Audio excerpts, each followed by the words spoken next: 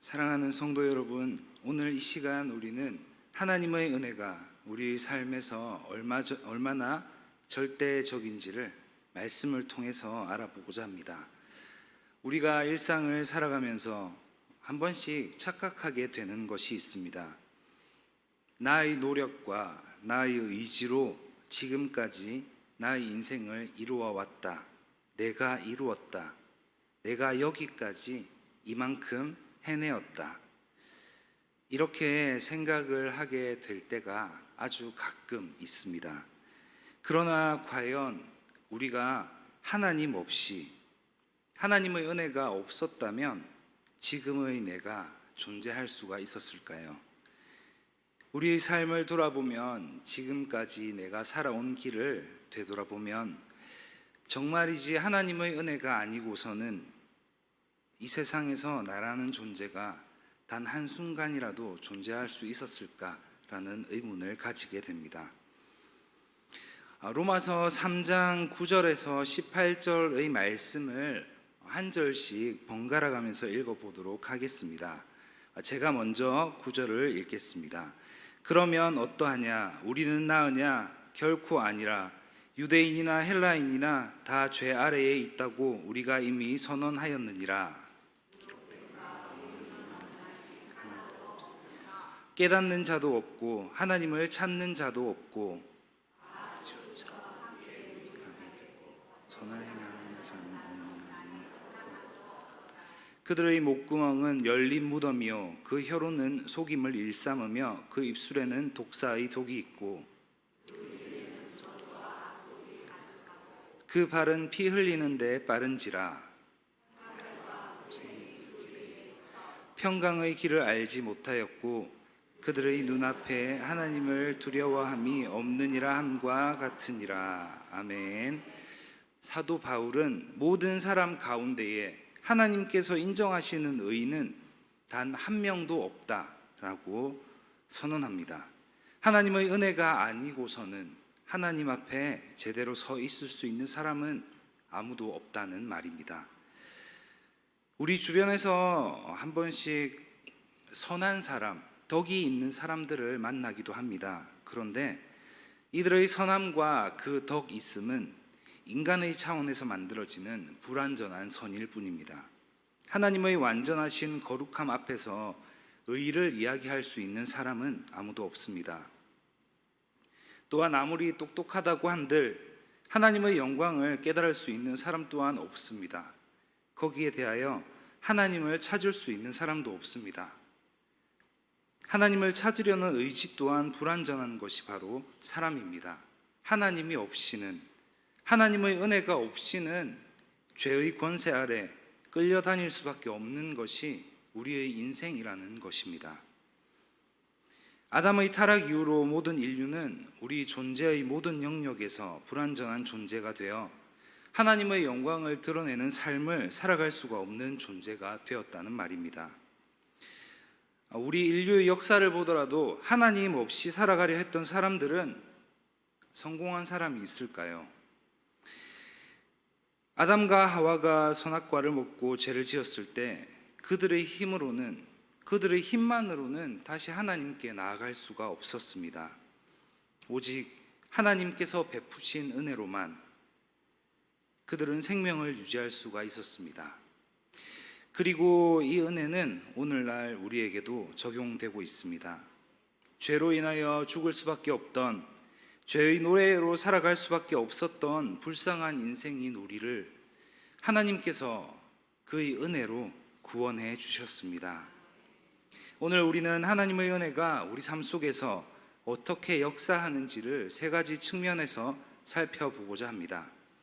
오늘 말씀을 통하여 하나님의 절대적인 은혜를 다시 한번 기억하고 내가 누리며 살아가고 있는 오늘 그 은혜의 시간에 대한 감사를 하나님께 올려드리는 복된 시간이 되시기를 바랍니다. 첫 번째로 우리는 하나님의 은혜가 없이는 죄와 사망의 법에서 풀려날 수가 없는 존재입니다. 인간은 아담과 하와의 타락 이후 죄의 법 아래에 놓이게 되었습니다. 죄의 삭은 사망이며 우리는 그 죄로 인하여 죽음의 권세 아래에 놓여 있었습니다. 로마서 8장 1절에서 2절 말씀입니다. 그러므로 이제 그리스도 예수 안에 있는 자에게는 결코 정죄함이 없나니 이는 그리스도 예수 안에 있는 생명의 성령의 법이 죄와 사망의 법에서 너를 해방하였습니다. 아멘. 한 젊은이가 있었습니다. 그는 어린 시절부터 죄를 짓는 것이 아주 습관처럼 되어 있었습니다. 특히 남을 속이는 일에 쾌락을 느끼고 재미를 느꼈기에 이것이 자신의 일처럼 되어 결국 사기를 치는 것, 남을 속이는 이 일이 먹고 사는 일이 되고 말았습니다. 그런데 이 사람이 나이가 들어서 가정을 꾸리게 되었습니다. 아이들을 키우기 시작하며 그는 여러 번 사기치는 일을 그만두고 정직한 길로 돌아가려고 했지만 매번 그의 시도는 실패로 돌아가게 되었습니다. 그러던 어느 날 교회에서 하나님의 말씀을 듣고 자기 자신의 힘으로는 도저히 죄에서 벗어날 수 없음을 한순간 깨닫게 되었습니다.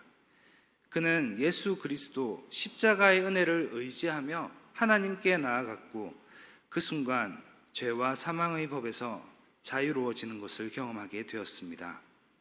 그리고 죄의 길에서 돌이켜 남을 속이지 않고 정직하게 노력한 대로 살아갈 수가 있게 되었습니다. 이처럼 하나님의 은혜는 우리를 죄에서 해방시키는 능력이 있습니다.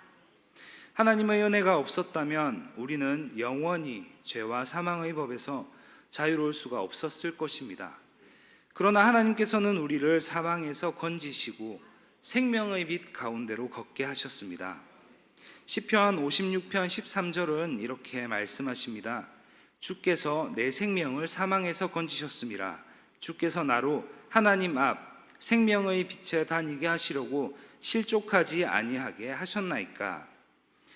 이처럼 하나님의 은혜로 인하여 우리는 사망의 음침한 골짜기에서 죄의 속박에서 해방되어 생명의 빛에 다닐 수 있는 생명의 법 안으로 들어오게 된 것입니다. 잠언 4장 13절 말씀입니다. 훈계를 굳게 잡아 놓치지 말고 지키라. 이것이 내 생명이니라. 하나님의 말씀, 즉 우리에 대한 훈계의 말씀이 곧 생명임을 우리는 기억해야 합니다. 하나님께서 우리에게 생명을 주셨습니다. 읽고 묵상하며 그 말씀대로만 살아간다면 우리는 생명을 지키며 살아갈 수가 있습니다. 요한 1서 2장 25절의 말씀입니다. 그가 우리에게 약속하신 것은 이것이니 곧 영원한 생명이니라. 하나님께서 말씀을 통하여 약속하여 주셨습니다. 영원한 생명을 우리에게 주실 것이라 약속하셨습니다. 디도서 2장 11절에는 모든 사람에게 구원을 주시는 하나님의 은혜가 나타나 라고 말씀하며 에베소서 2장 8절에서도 너희는 그 은혜에 의하여 믿음으로 말미암아 구원을 받았으니 이는 하나님의 선물이라 라고 선포합니다. 우리는 무엇으로 구원받았습니까? 우리는 하나님의 은혜로 구원받았습니다. 우리는 우리 스스로의 힘이나 능력, 나의 공로로 구원을 받은 것이 아니라 오직 하나님의 은혜로 구원받았다는 사실을 기억해야 합니다. 디모데후서 1장 9절의 말씀입니다. 하나님이 우리를 구원하사 거룩하신 소명으로 부르심은 우리의 행위대로 하심이 아니요 오직 자기의 뜻과 영원 전부터 그리스도 예수 안에서 우리에게 주신 은혜대로 하심이라. 그렇기 때문에 우리는 하나님의 그 은혜, 나를 구원해 주신 하나님의 은혜에 대한 감사와 찬양이 끊이지 않는 인생이 되어야 합니다. 두 번째로 우리는 하나님의 은혜로 사탄과의 관계가 아닌 하나님과의 관계 속으로 들어가게 되었습니다. 죄 가운데 살아가고 있던 우리는 사탄의 종과 같은 노예와도 같은 존재였습니다. 죄의 유혹에 쓰러지고 넘어지고 또 같은 죄의 길로 끌려가고 그 죄악의 구렁텅이에서 그 반복되는 도돌이표를 결코 벗어날 수 없는 존재, 우리는 그런 존재였습니다. 그러나 하나님의 은혜로 인하여 이제는 그 굴레에서, 끝없는 도돌이표를 벗어나 그 구렁텅이에서 벗어나 하나님을 아버지라 부를 수 있는 특권을 얻게 되었습니다. 가슴이 뛰지 않으십니까? 심장이 뛰는 것과는 다르게 지금 이 자리에서 말씀을 들으며 가슴이 뛰지 않으시는 분들은 오늘 이 시간 이후로 다시 우리 주님을 만난 첫사랑의 그 두근거림을 되찾으시기를 주님의 이름으로 축원합니다. 갈라디아서 4장 6절은 너희가 아들임으로 하나님이 그 아들의 영을 우리 마음 가운데 보내사 아빠 아버지라 부르게 하셨느니라 라고 말씀하십니다. 하나님을 아버지라 부를 수 있는 것은 오직 하나님의 아들, 우리 주 예수 그리스도의 영이 우리 마음 가운데 오셨기에 우리는 하나님을 아버지라 부를 수 있는 것입니다. 로마서 8장 15절입니다. 너희는 다시 무서워하는 종의 영을 받지 아니하고 양자의 영을 받았으므로 우리가 아빠 아버지라고 부르짖느니라. 우리는 더 이상 무서워하는 종의 영을 받고 살아가지 않습니다. 사탄에게 노예처럼 끌려다니는 불쌍한 존재가 아니라는 것입니다. 양자의 영, 하나님의 자녀로 부름받았기 때문에 우리는 아버지라 하나님을 부를 수가 있다는 것입니다. 이 말은 이제 우리는 하나님의 자녀가 되었다라는 것입니다. 요한복음 1장 12절, 영접하는 자 곧 그 이름을 믿는 자들에게는 하나님의 자녀가 되는 권세를 주셨으니 우리는 하나님의 거룩한 자녀가 되는 권세를 받았습니다. 하나님께서 말씀으로 약속하시고 우리에게 확증하여 주셨습니다. 우리는 이 말씀을 믿기만 하면 된다는 것입니다. 얼마나 큰 복입니까? 예레미야서 30장 22절의 말씀입니다. 너희는 내 백성이 되겠고 나는 너희들의 하나님이 되리라. 하나님께서는 우리를 그의 백성으로 삼아 주셨습니다. 우리는 이 세상을 만드신 창조주이시며 불가능한 일이 없으신 전능자이시며 위대하신 하나님께서 선택하신 백성입니다. 그분께서 직접 불러주시고 또 찜하여 주신 하나님의 자녀가 되었습니다. 이 얼마나 큰 은혜입니까? 이 얼마나 큰 영광입니까? 얼마나 자랑하고 싶은 선물입니까? 우리는 이 사실을, 이 은혜를, 우리가 받은 이 선물을 결코 우리만 가지고 우리만 누리며 살아서는 안 될 것입니다. 사랑하는 사람이 있으십니까? 지금 이 말씀을 듣고 있는 가운데에 여기에 함께하지 못한 사람 중에서 생각나는 사람이 있으십니까? 그렇다면 전하십시오. 하나님을 믿으면 복이 있습니다. 예수님을 믿으면 구원받습니다. 누가복음 24장 48절 말씀입니다. 너희는 이 모든 일의 증인이라.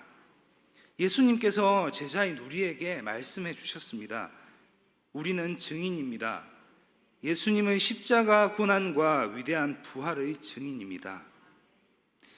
먼저 전능하신 하나님을 믿고 먼저 위대하신 하나님의 백성으로 구원의 복을 기쁨으로 누리며 살아가고 있는 증인입니다. 우리는 이 기쁨을 먼저 된 자로서 증언해야 합니다. 이 복된 삶의 증인으로 예수님을 전해야 합니다.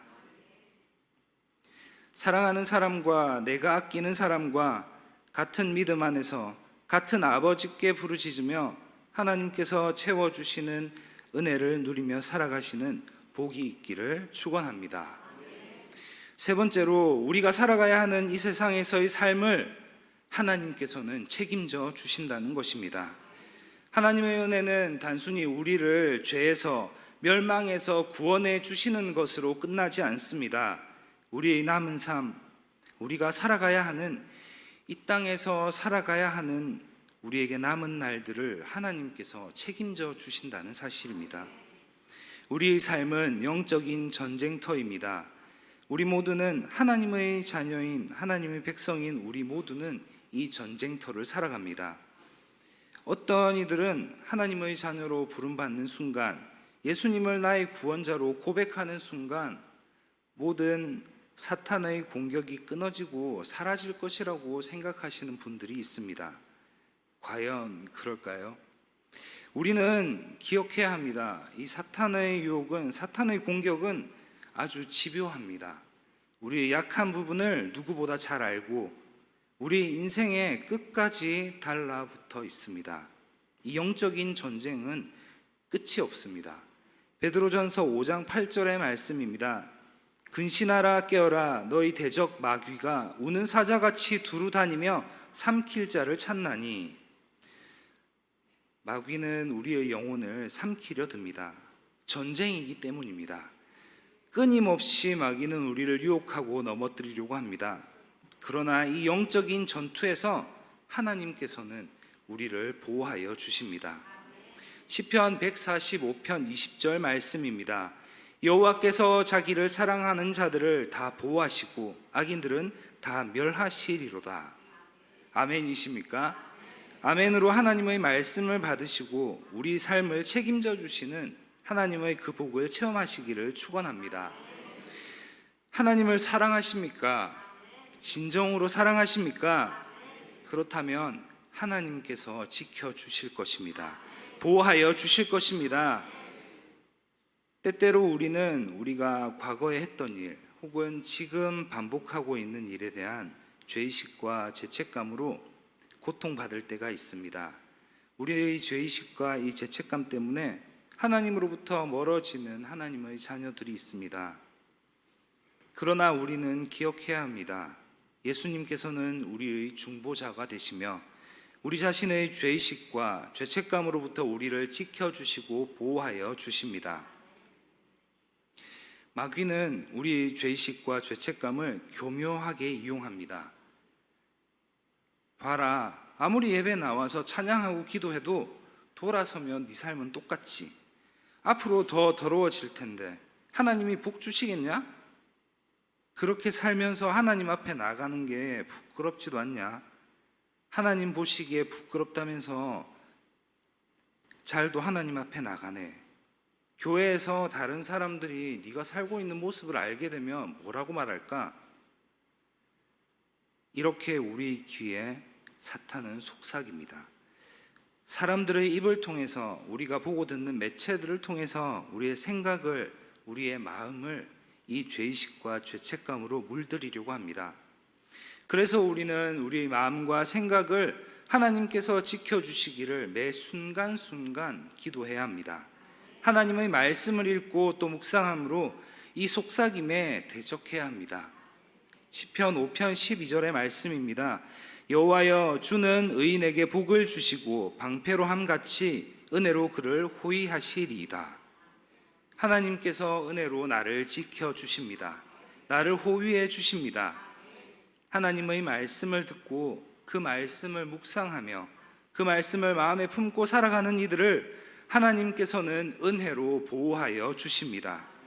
하나님의 자녀로 인치심을 받은 우리는 하나님의 은혜 아래에 있는 자들입니다. 이 땅에서 살아가는 시간을 우리가 살아가야 하는 이 세상에서의 삶을 하나님께서는 그의 은혜로 지키시고 돌보시며 보호하시고 인도하십니다. 그러므로 우리는 하나님의 자녀로 살아가는 우리는 두려워하거나 불안해할 필요가 없습니다. 오늘 말씀을 정리합니다. 사랑하는 든든한 교회 성도님들, 하나님의 은혜가 없다면 우리는 아무것도 아닙니다. 죄와 사망에서 해방된 것도, 하나님을 아버지라 부를 수 있는 것도, 우리 남은 삶을 보호받을 수 있는 것도 모두가 하나님의 은혜입니다. 우리는 우리 공로가 아니라 오직 하나님의 은혜로 말미암아 구원을 받았고 새 소망을 얻었습니다.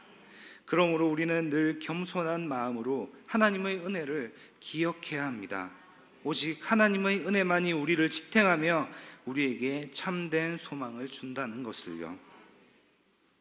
이제 우리가 해야 할 일은 하나님의 은혜를 기억하고 주신 은혜에 감사하며 또 앞으로 주실 은혜를 기대하며 그 은혜 가운데에 더욱 온전히 거하는 것입니다. 오늘도 그리고 앞으로도 우리는 하나님의 은혜로 살아갈 것입니다. 하나님께 모든 영광 올려드리며 우리 든든한 교회 모든 성도님들이 그 크신 은혜에 감사하는 삶을 살아가시기를 간절히 축원합니다. 기도하겠습니다. 하나님, 우리에게 하나님의 은혜가 없다면 우리는 아무것도 아님을 고백합니다.